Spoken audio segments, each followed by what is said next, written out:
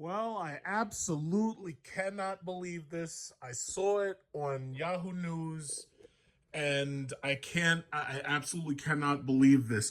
The time that I've been making fun and jokes and memes about has finally come to pass. I've been telling the same old joke over and over. I keep saying when Trump's economy collapses and the Federal Reserve drops rates, I'm going to refinance both my houses to fucking negative 1%. I keep making that same joke. And what do you know? It's not even 12 midnight yet. And the Federal Reserve has slashed interest rates to zero. How about that shit? How about that? You know what this means? This means that that wonderful, big, amazing Trump economy has fallen apart. And a lot of people don't understand what this means. You know what this means? When the Federal Reserve drops rates to zero, what that means is that it's cheap to borrow money. Guess what? We're in a country where the national debt is already $23 trillion because it's been cheap to borrow money. And guess what? Student loans will be cheaper to borrow, which will put your ass deeper in the school loan debt. Home loans will be cheaper to borrow, which means you'll be put deeper into home loan debt. Car loans, subprime ass car loans. You think fucking dropping $7,700 on a Hellcat, you think that's a lot for power dollars? Well, guess what? Now you're going to be able to get even lower interest rates. Is this a good thing? Of course it's not a good thing, because that means that any money that you borrow, it's going to simply create false wealth. It's inflation. It's what Scrooge McDuck warned us about. It's giving out free money. The Federal Reserve has basically destroyed America for the second time, or actually the third or fourth time, depending upon who you ask. This is really terrifying now. Coronavirus has not only shuttered restaurants like Taco Bell, so I can't get my damn triple lupa, but on top of that, the coronavirus in and of itself has brought down the U.S. economy. Now, when I bought this house right here, this place was a 4.7%. That was the prime rate. Even with 800 as a credit score, I couldn't do better than 4.7. So I kept making jokes. I was like, you know what? I'm going to wait because I know they're going to lower it. This economy's bullshit. Trump's economy's bullshit. I'll just wait. They're going to lower it. That's what I kept saying, right? Some people pay attention to the jokes and shit I tell. And guess what? They skipped over, they've been lowering the rates for the last couple of months, right? It was 3.5 last week. They just dropped this motherfucker to zero. Now, the question now becomes, well, what will a 30-year fixed interest rate cost? So the thing about it is the banks, they'll always be able to charge you some percentage based on whatever your credit is or whatever. But this is not good at all. And I knew that this was coming sooner or later, but you could not have convinced me that it would come just 2 or 3 days after I was telling jokes about it coming.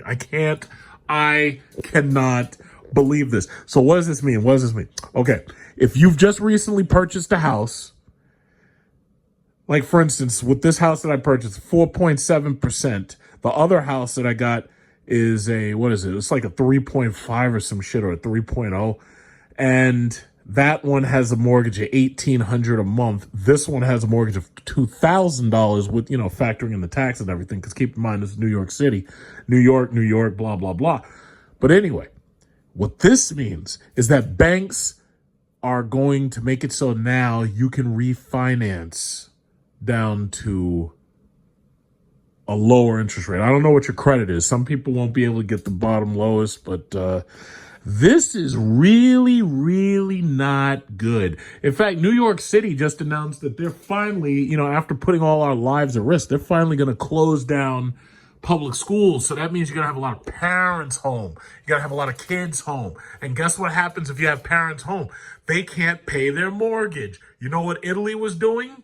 Italy was giving you a mortgage tax holiday, and they were making it so you didn't have to pay your mortgage up until it comes time to go back to work. But what that basically means is that whatever you owe, they're just going to tack that onto your bill. So if you owe 100,000, you're still going to owe 100,000. It's just that you don't have to pay it right now.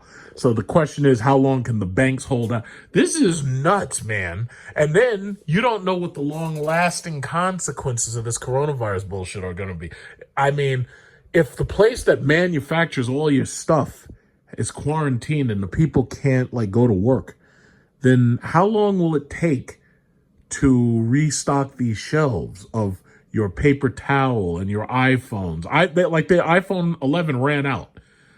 Right now, you're in almost a situation where you can't buy anything. I heard my Chinese girlfriend at one point, she told me that during the revolution, she told me that even if you had money, there was nothing you could buy because there was nothing on the shelves. It's kind of like all these jokes these fucking piece of shit Fox News sycophants are making about Venezuela when, U.S. sanctions are really the reason why Venezuela's fucked up. I mean, they've got all the oil on the goddamn planet and they can't sell it because we're messing with their banks and we're crippling their economy because we're trying to install Guaido when they already have their duly elected person. So we're trying to basically pull a coup there against Maduro. But anyway, bottom line is this. All those jokes that these stupid Republican assholes on Fox, look at that, Fox News, because I watch their bullshit and it just doesn't affect me because I'm unhypnotizable.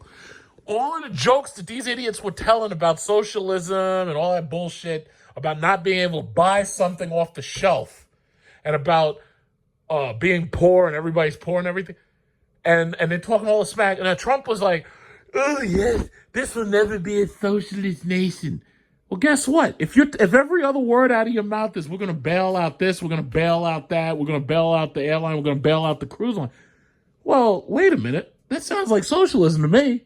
If I've gotten to a point where I can go to the store and I can't get toilet paper off the goddamn shelves because y'all have made cheap money so accessible that all these people are charging toilet paper to their credit cards, that sounds like socialism to me. That's what it sounds like. Well, it looks like, I don't know if this is the apocalypse that the Jehovah Witnesses promised me when they asked me if I had a few minutes to talk about my Lord and Savior Jesus Christ. But if this is the apocalypse, I'm going to be watching it at home on TV. You remember, it was only January, and we were talking about World War III. February, we were talking about, I think it was Kobe Bryant died or something. March, it's freaking Socialist Republic 101. What happened? What happened? Well, oh well. All I can say is when President Biden